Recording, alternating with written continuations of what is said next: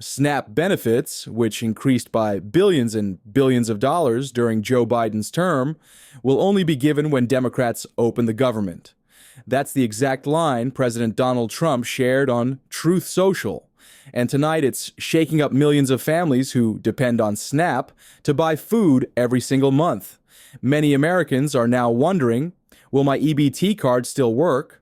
Or are benefits being frozen until Washington agrees on a deal? Before we unpack the facts, please like this video and subscribe to Social Security Post.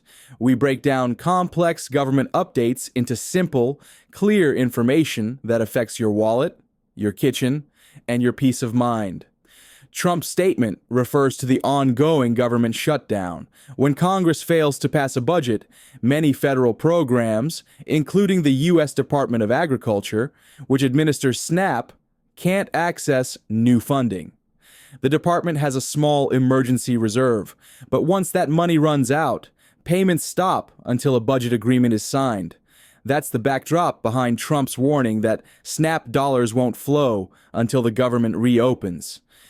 It's a political message, yes, but it also points to a real legal and logistical limit inside federal law. Without appropriations, the USDA can't issue full benefit payments. Now let's talk about his claim that SNAP increased by billions and billions. That part is true, but it needs context. The cost of SNAP doubled between 2019 and 2023, climbing from roughly $63 billion to about $127 billion. But that jump wasn't because the program lost control.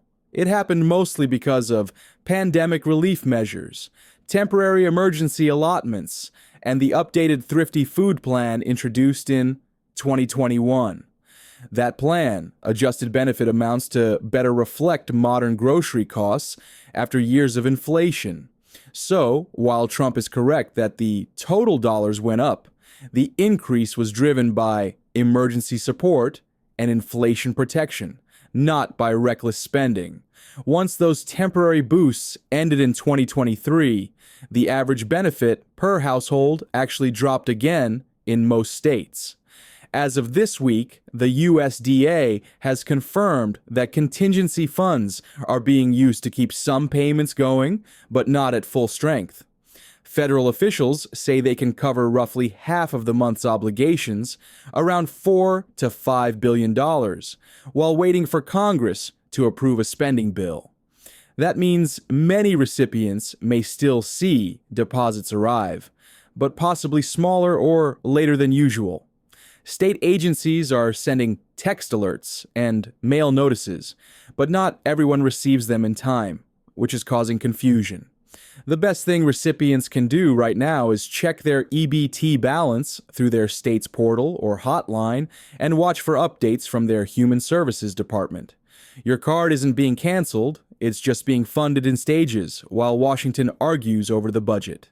This dispute highlights how political fights directly impact real households. In every state, SNAP dollars support grocery purchases for more than 40 million people, most of them seniors, children, and individuals with disabilities.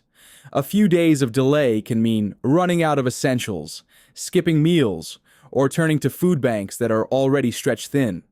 The agencies that run these programs don't choose sides in politics. They simply can't operate without congressional approval.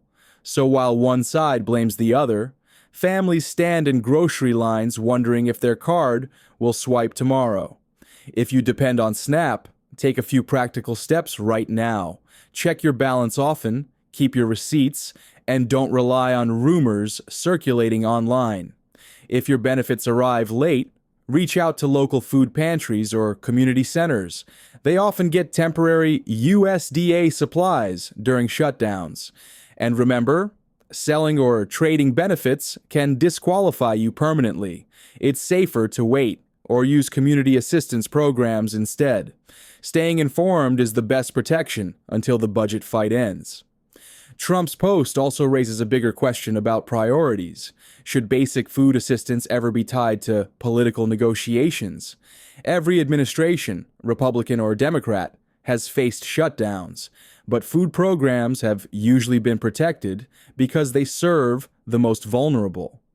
Today's situation reminds us that even vital aid can become collateral damage when Washington gridlocks.